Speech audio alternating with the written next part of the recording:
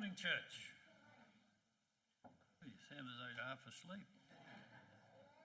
That was a good story. Thank you, Natasha. I'm glad everybody lived happily ever after. Well, let's just have a prayer, shall we? Loving Father, thank you for this time of worship. May your Spirit be here. As we open your word, open our minds. And Lord, fill us with your presence. In your name, amen. Well, this man was rich. We can only speculate as to what his assets may have been. He may have been a wealthy cattle owner in Palestine, or he may have been a partner in a real estate business in Jerusalem. We really don't know, except we do know this. He was very rich. And whatever else he had or didn't have, it seems from the narrative that he was some kind of a wholesaler, sold bulk products. But whatever, he was very rich. So rich, in fact, that he employed an individual, a manager, to look after his assets. He entrusted his wealth to him, in a sense, and left it to him to manage. However, with the passing of time, he became a little concerned with some of the stories he was hearing. It sounded as though this manager that he'd put so much confidence in wasn't altogether doing the right thing by him. And his worst fears were confirmed when he got the audit report, which showed there were some major discrepancies in the books. So after doing his own little investigation, he called the man in, the manager, and told him that unfortunately he had no alternative but to dismiss him. And so he served notice on him. I don't know if it was 1 week or 2 weeks, but he served notice. And that is where this astute businessman made a grave mistake. He should have fired him on the spot, as it turned out, taken the keys to the office, the safe, the books, and sent him on his way. In the notice period given him, this crafty and shrewd operator further fiddled the books to ensure his future survival. He knew that word would get out that he had been fired, dismissed, and that the opportunity to find employment after that kind of a story got around would be nigh on impossible, particularly at his age. And he was too old, he thought, to be a labourer, and he certainly didn't want to end up a beggar. And so he devised a plan. And it's recorded for us here in Luke chapter 16, and I'm going to read part of this whole parable that Jesus gave, and reading from verse 5. And so he, this is the manager, invited each person who was in debt to his employer to come and discuss the situation. He asked the first one, "How much do you owe him?" And the man replied, "I owe him 800 gallons of olive oil."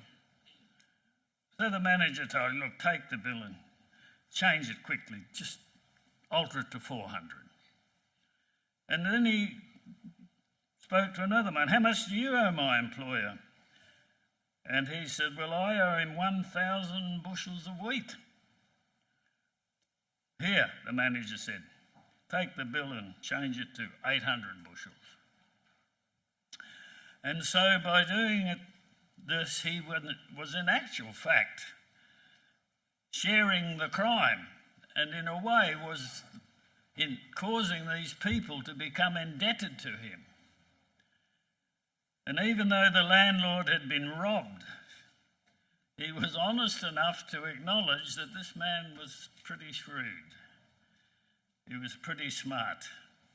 And in verse 8, the rich man had to admire the unrighteous or dishonest steward for being so shrewd. And Jesus then made the point, it's true, that the children of this world are among shrewd in dealing with the world around them than are the children of light. And here's the lesson. Use your worldly resources to benefit others and make friends. Then when your possessions are gone, they will welcome you to an eternal home. It's a very strange parable. Very strange, because it's a parable that talks about corruption. And that in some ways, for a while, this corrupt man prospered, and Jesus is telling the story. But there was a point to it. Jesus did not approve of the manager's crime, that's obvious, because he called him an unrighteous or corrupt steward. But he did do something, Jesus said, that the children of light failed to do. And that is plan for the future through the discreet and diligent use of present opportunities. There is value, you know, in reflecting on the past, taking a walk down memory lane, as we do from time to time, and sing songs of yesteryear, recounting history, but only that's worth doing if only it serves to inspire us to move on to greater things. The task that is ours is to keep the vision alive. The danger we face as a church, even as individuals, is that individuals looking for the return of Jesus. And the longer time goes on and Jesus does not return, the greater the danger will be that we lose our first love, that the vision will fade and we will become comfortable and content with the status quo. Leyland Kaiser is a well-known management consultant who lived quite a few decades ago in America. He was a consultant in education and healthcare in the United States, and he made this rather profound statement. It's more important to create the future than predict it. He went on to say that we can create any future we want. We must see ourselves as architects of the future and recognise that the future depends on our vision. And you know, Jesus had something to say along the same lines. He said, without a vision, something happens to the people. Do you know what that is? They perish. So my burden today is to talk about keeping the vision alive. This applies to us as individuals as much as it does to us as a church. We need to realise that the world around us is changing. It's changing rapidly. And that if we are to remain relevant as a church with an end-time message to proclaim to a perishing world, then we have to adapt and relate in a positive way to what is happening.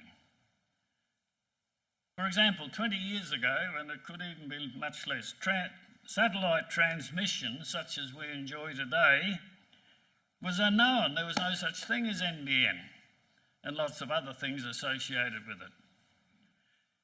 20 years ago, it was not possible to conduct Zoom or video conferencing, things that we now take for granted. A pandemic such as COVID-19 20 years ago would be unthinkable. And AI, artificial intelligence, which is probably the latest phenomena that we've been confronted with, and the effects of climate change and all that's tied up with that. would 20 years ago be a figment of fiction. Science fiction. This is the world in which we live and operate, both as a church and as individuals. How we relate to these types of dynamics and realities depends on our vision. Recognising the challenges of the present, we must seize the moment and not let circumstances and the present control our destiny. Rather, it is the slanderous church must plot its own course and determine what type of a future it wants for itself. The parables told of 3 stonecutters who were working on the same project and what they were doing. The first said, "I'm building a cathedral." The second stonecutter said, "Well, I'm doing the best job of any stonecutter in the country." And the third stonecutter, working on the same building, when asked what he was doing, said, "I'm building a cathedral." Only the third man had a vision and a dream that superseded the immediate. So what's the vision to be? What's your vision to be? What's this church's vision to be as we face the present and the future? It can be whatever we want it to be, because the creating of it is in our hands and we can make it happen. For instance, there's satellite suburbs are springing up all around us. We have one on our doorstep over at Aura. And if you've driven along the Bruce Highway, you'll have noticed houses mushrooming everywhere. Satellite city, come up overnight almost. When I think there's over 100,000 plus people living or will live in that area. And spiritually speaking, over 100,000 people who don't know their right hand from their left hand. A mission field on our doorstep. And we ask ourselves the question, are they part of our future? Have we built them into our vision?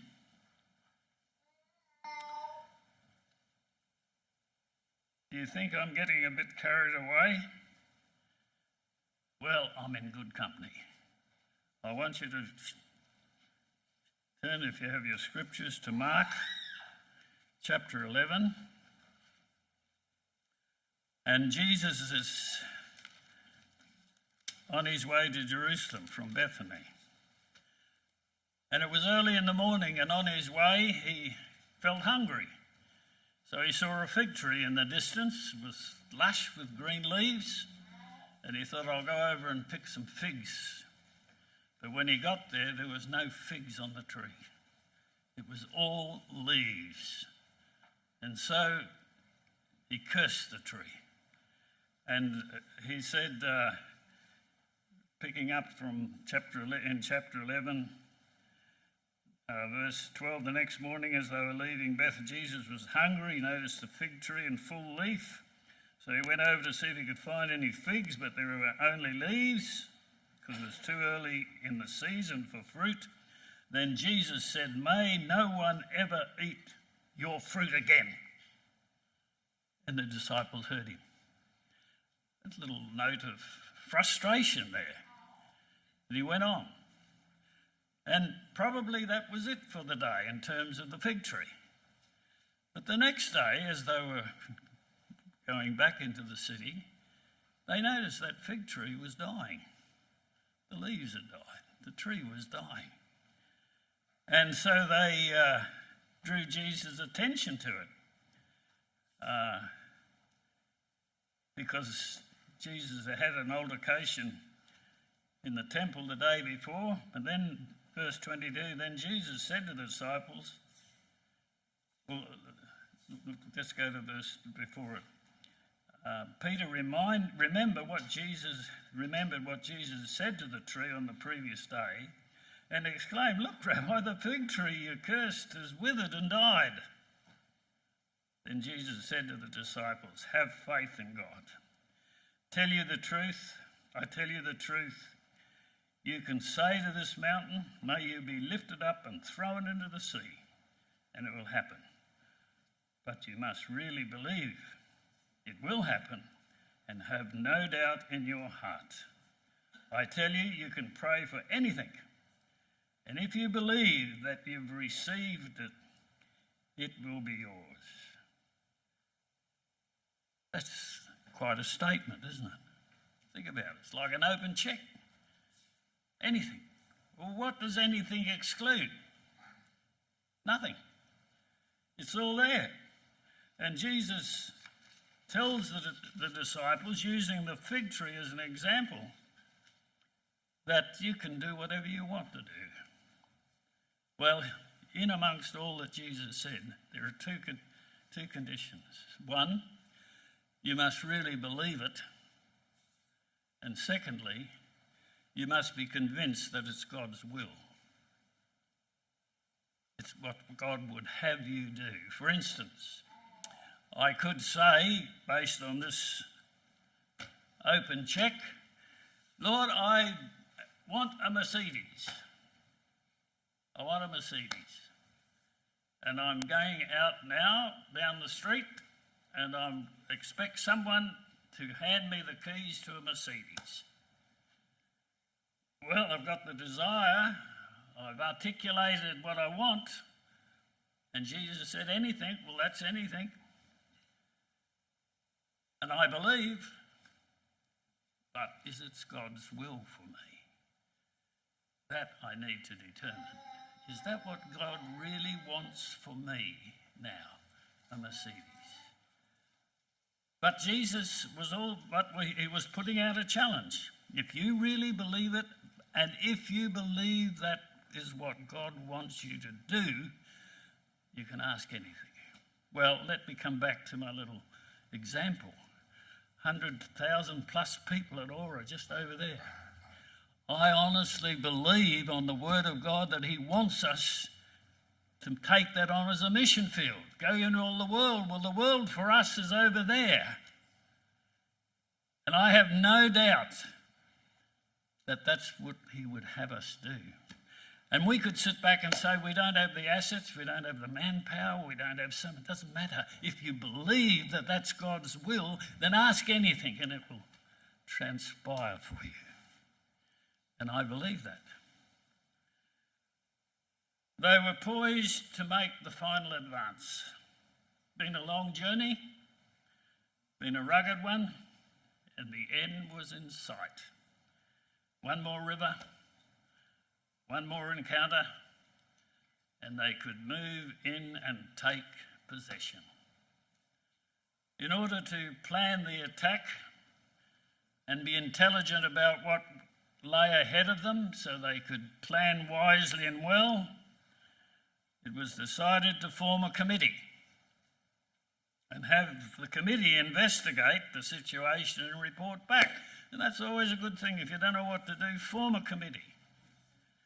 And that's what they did here.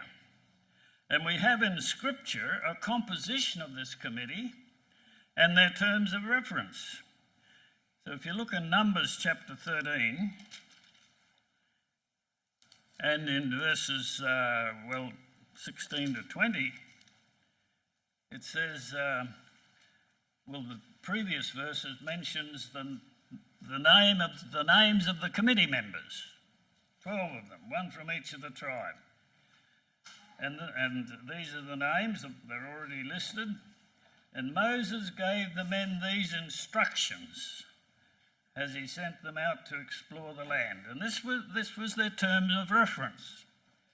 Go north through the Negev into the hill country, see what the land is like, find out whether the people living there are strong or weak, few or many, see what kind of land they live in it, is it good or bad? Do their towns have walls or are they unprotected like open camps? Is the soil fertile or poor? And are there many trees? And if you can, bring back some samples. So that was their terms of reference. Check the land and determine whether the people who live there are weak or strong. Ascertain the population of the area. Determine the quality of the soil. Survey the towns and see if they're friendly or hostile, walled or unwalled. Report on the fruit trees and bring back some samples. Well, the committee were away for 40 days. They did a thorough job. And they did their job well. The report is recorded for us in verses 26 to 29. And there was verse 26 says, after exploring the land for 40 days, the men returned to Moses, Aaron, the whole congregation, and they reported to the whole community what they'd seen and showed them the fruit they had taken from the land. There was their report to Moses. We entered the land you sent to explore, and it is indeed a bountiful country, land flowing with milk and honey. And here's some of the fruit. And they had brought back some grapes, and put them on a pole, and it took 2 men to carry a bunch of grapes. That was Exhibit A. And so this was part of their report. But unfortunately, their report carried a but. But, verse 28, the people living there are powerful. Their towns are large and fortified. We even saw giants there, the descendants of Anak. The Amalekites live in the Negev, and the Hittites and Jebusites and Amorites live in the hill country. The Canaanites live along the coast of the Mediterranean Sea and along the Jordan Valley.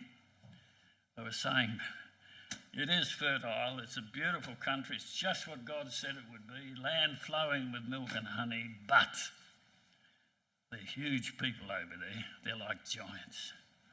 And we're just like grasshoppers in their sight. Well, we just, it'd be futile, be suicide if we thought we could go and possess the land. Well, there's another but. But Caleb tried to quieten the people as they stood before Moses.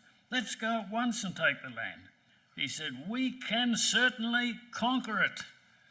You can ask anything in my name, and if you believe it's God's will, you can do it. But the other men who explored the land with him disagreed. We can't go up against them. They're stronger than we are. And down a bit it says, all the people we saw were huge. We even saw giants there, the descendants of Anak. Next to them, we felt like grasshoppers. No hope of us ever taking that. Well, they saw more negatives, 10 of them, than they did positives. In short, they had forgotten how the Lord had delivered them from the hands of the Egyptians. By signs and wonders, they'd forgotten how the Lord opened up the Red Sea for them and how he'd closed it on their enemies. They'd forgotten that God had brought water out of a rock in the desert to quench their thirst. They had forgotten that God had manifested his presence with them by a pillar of fire at night and a pillar of cloud by day, and by his presence with them. In short, they had forgotten how God blessed them in their past, and they drew no courage, no confidence, no assurance from his past dealings with them as they faced the future. This is one committee, let me tell you, that got it wrong, that did not reflect the will of the Lord. It's interesting to note that, as I've mentioned, it was not a unanimous report. Joshua and Caleb they dissenting voices. But none of the children of Israel, as a result of that committee decision, they were turned back into the wilderness for 40 years. None of the children of Israel, 20 years and over, entered the promised land. For the next 40 years, they wandered in the wilderness when they might have been home. Except for the youth, only Joshua and Caleb of those that came out of Egypt were allowed to occupy it. What a tragedy. So near yet so far. Almost home but 40 years away. All because they'd lost their vision. Right at the last, they failed to keep moving forward. They lost sight of what God had in store for them just across the river. At this point in their history, their failed vision proved disastrous. You know, Jesus had to go through some pretty tough times. And in Hebrews chapter 12, we get the secret of how Jesus was able to go through all that he did in Gethsemane on the cross, to be totally abandoned, to be totally forsaken by his Father, to be just have his disciples all walk away from him. It was a horrendous time that we can't even begin to imagine what it would be like. But we have the secret to how and why he was able to go through that period of time. And in Hebrews chapter 12 and verses 1 and 2, therefore, since we are surrounded by such a huge crowd of witnesses to the life of faith, let us strip off every weight that slows us down, especially the sin that easily trips us up, and let us run with endurance the race God has set before us. We do this by keeping our eyes on Jesus, the champion, who initiates and perfects our faith. Because of the joy awaiting him, he endured the cross, disregarded its shame, and now he is seated in the place of honour beside God's throne. So what was it that enabled him to go through that terribly dark period of time in his life? It was the joy that was set before him, because he saw in his mind's eye Landsborough Church people today sitting here, enjoying the benefits of what he was going through, being able to rejoice in salvation full and free. That's what kept him going. That's what motivated him. It was the vision that was set before him. Oh, what a different story it would have been if that vision had failed him. Joseph Stephen Laurie was from Tanganyika. He was born in 1938 and was an athlete at the 1968 Olympic Games in Mexico. He represented Tanzania in the 42-kilometre marathon race. It's a grueling race at the best of times, and tests the stamina and fortitude of every competitor almost to the limit. Well, during this race, Joseph had a bad fall. He sustained a very bad cut on his leg, and his knee was dislocated at the joint. But rather than quit, he had his knee bandaged, he had his cut addressed, and he then re-entered the marathon race. It was obvious he was moving with great difficulty and was in a lot of pain, and as he's made his way to the end of the race and was just about to enter the oval, the crowd noticed his condition and that he's had a bandaged leg, so they stood and cheered him on to the finishing line. 1 hour after the winner had crossed the line, just as the judges were handing out the medals to all the successful participants, Joseph finally limped across the finishing line. He had well and truly come last in the 74 competitor race. But that didn't matter to the crowd. They knew a champion when they saw one. And no wonder they gave him a tremendous ovation. Why wouldn't they? And when asked why he had continued on in the race when he'd been hurt so badly, he replied, "My country didn't send me 7,000 miles away to start the race.